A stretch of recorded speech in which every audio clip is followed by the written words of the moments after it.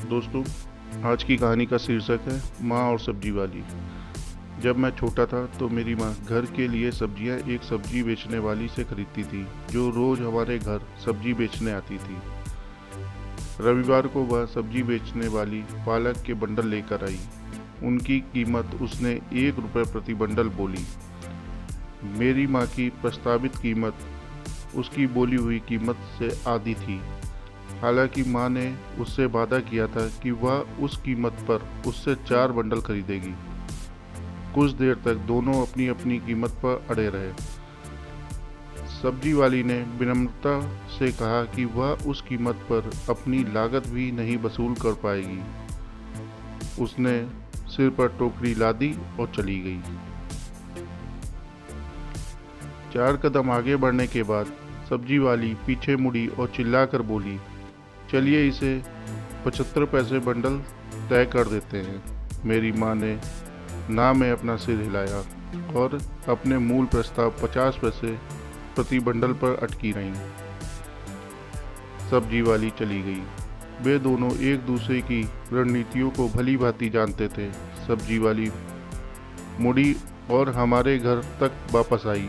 मेरी माँ दरवाजे पर उसका जैसे इंतजार ही कर रही थी। मेरी माँ के चेहरे पर एक विजयी मुस्कान थी। यह सौदा मेरी माँ के प्रस्ताव बोली पर ही हुआ। सब्जी वाली वहाँ स्थिर बैठ गई, जैसे कि वह एक समाधि में हो। मेरी माँ ने प्रत्येक बंडल को अपने हाथ से धीरे धीरे उछालकर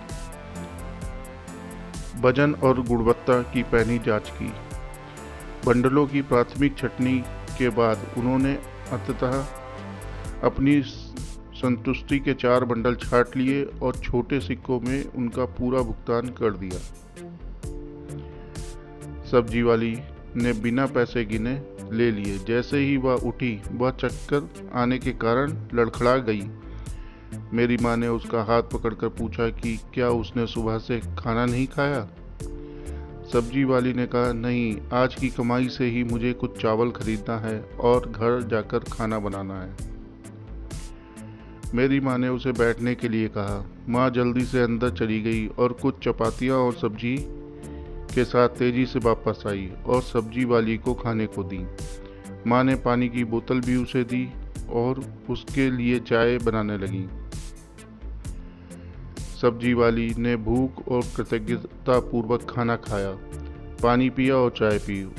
उसने मेरी माँ का तहे दिल से शुक्रिया अदा करते हुए अपनी सब्जी की टोकरी सिर पर रखी और अपने काम पर चली गई। मैं हैरान था।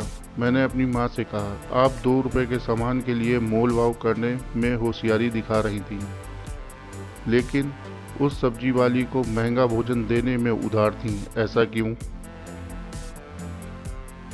मेरी माँ मुस्कुराई और बोली, मेरे बच्चे, व्यापार में कोई दया नहीं होती और दयालुता में कभी कोई व्यापार नहीं होता।